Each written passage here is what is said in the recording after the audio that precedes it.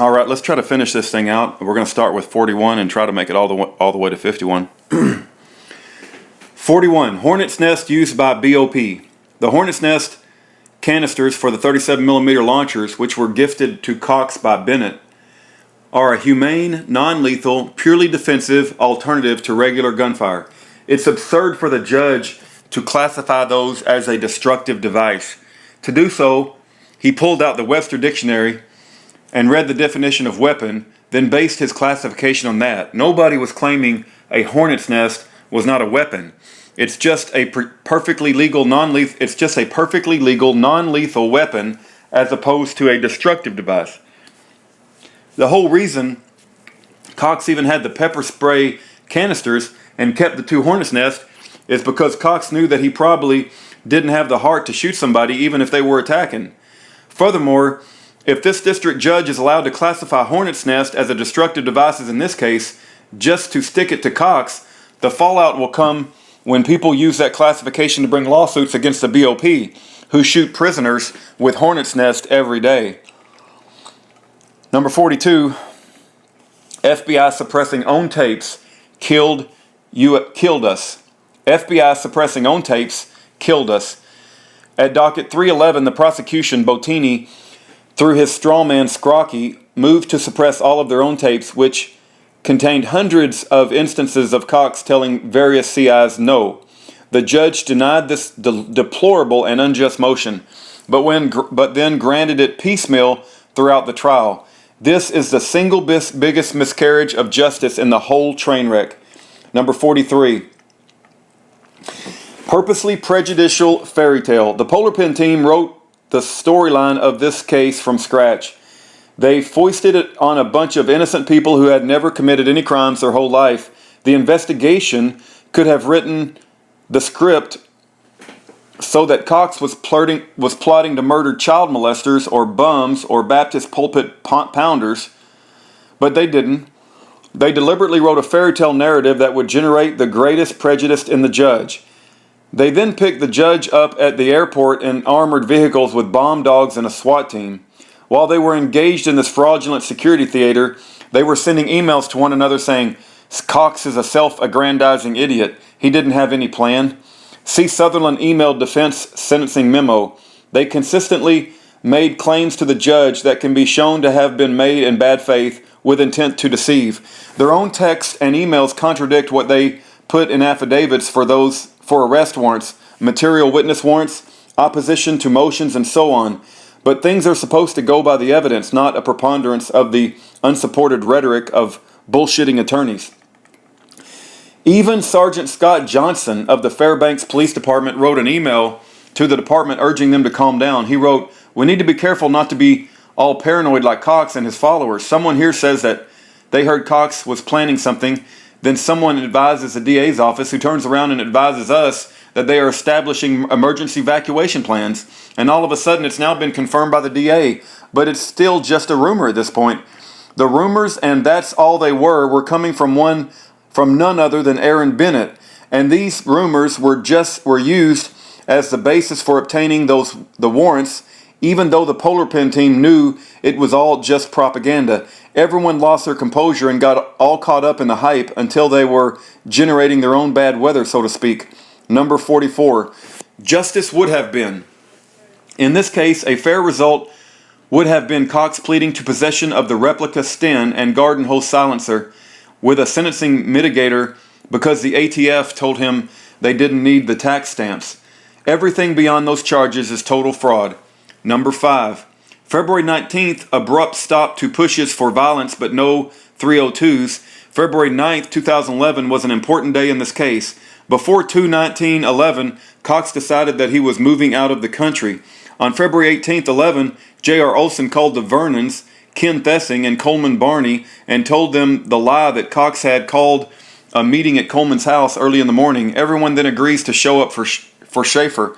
Early morning, February 11, 2011, S.A. Sutherland tell J.R. Olson, you need to get Cox and the others to make a specific attack plan at this meeting with ABCD and to get them to commit to it. The S.A. Sutherland sends J.R. Olson off on his entrapment mission.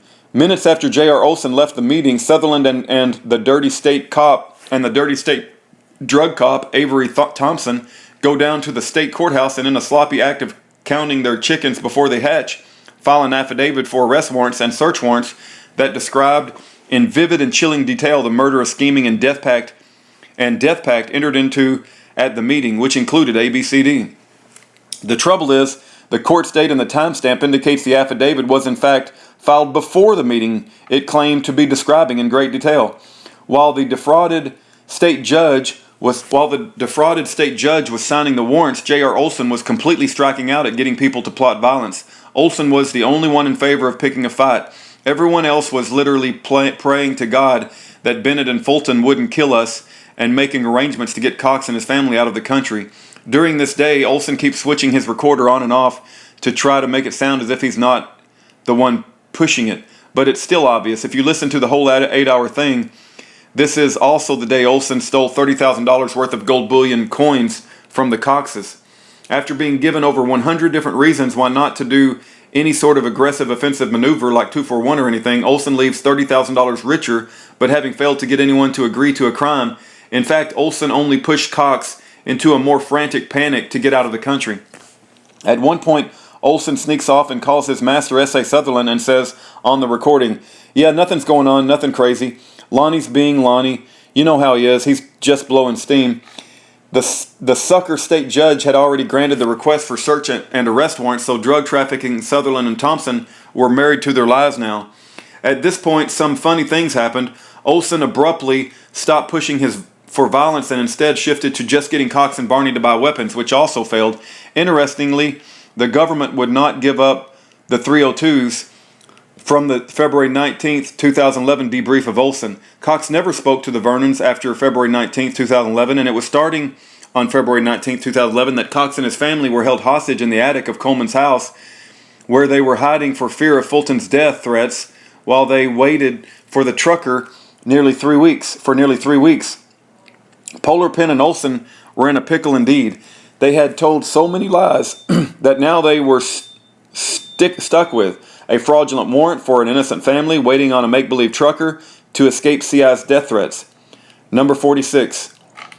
Murder to cover their lies. The feds didn't execute the fraudulent warrants, though they were in daily contact with the people and places that they had the warrants for. The Polar Pen team just stood there like circus actors spinning several plates of bullshit on 4 or 5 sticks. Rather than be honest and do the right thing, the Polar Pen team arranged to murder Cox and Barney. This would fix all their problems, fraudulent warrants included. Now, before you give the government the benefit of the doubt and dismiss murder conspiracy by the highly unlikely, consider these facts. The MPs told the FBI and USMS and testified that the Fed's goal from the beginning was to fix the Schaeffer Cox problem by shooting him.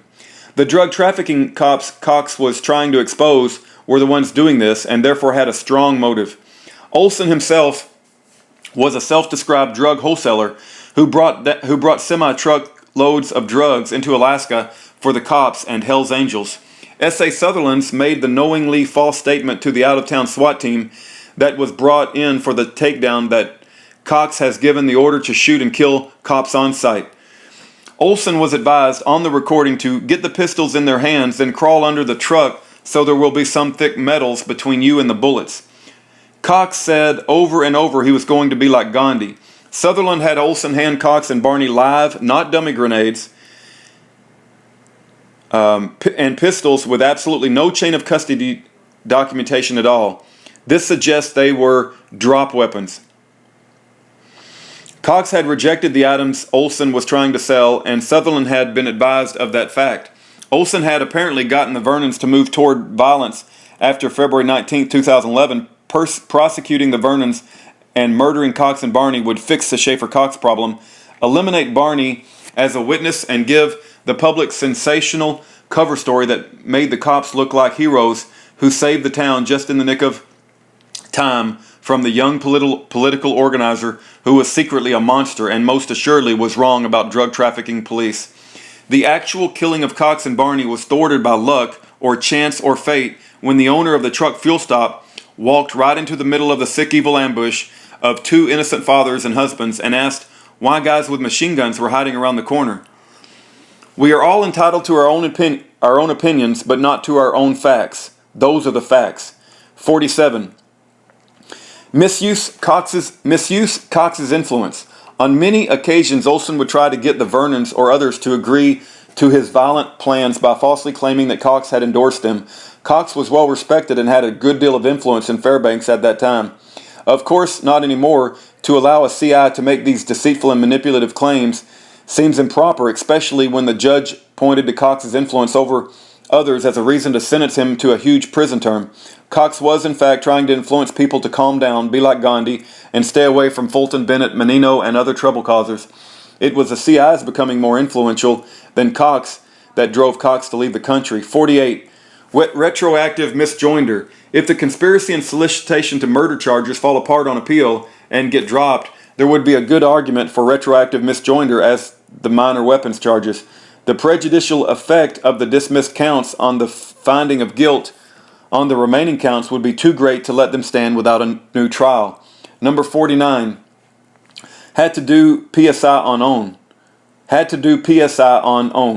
After trial, Traverso disappeared for 21 days. Cox had to contact his PO and answer her questions and work through all the PSI issues on his own. It wasn't until right before sentencing that Nelson Traverso showed up and moved to withdraw. Mr. Camille of Seattle came on board and subsequently got a continuance of the sentencing. 50. Ineffective assistance affidavit. Mr. Dooley, Mr. Port, Mr. Camilio, and several others have indicated that they will supply an affidavit regarding Mr. Traverso's total non-performance in every way. Mr. John is Traverso's friend and doesn't want to attack him. Mr. John thinks Traverso chiefly had a medical issue. Who knows? But the bottom line is Cox had the right to has the right to present his defense, and an ineffective attorney can't forfeit that right on Cox's behalf. And number 51, warrants at Pikes. The prosecution claims that Cox pitched the idea of coming up with some sort of common law warrant for judges back in the summer of 2010 at Pikes Hotel. This is a lie. Fulton pitched the idea to Cox, who had no clue what Fulton was even talking about at first. Again, the prosecution played 2 and 3 second clips that made it look like Cox brought it up when he did not.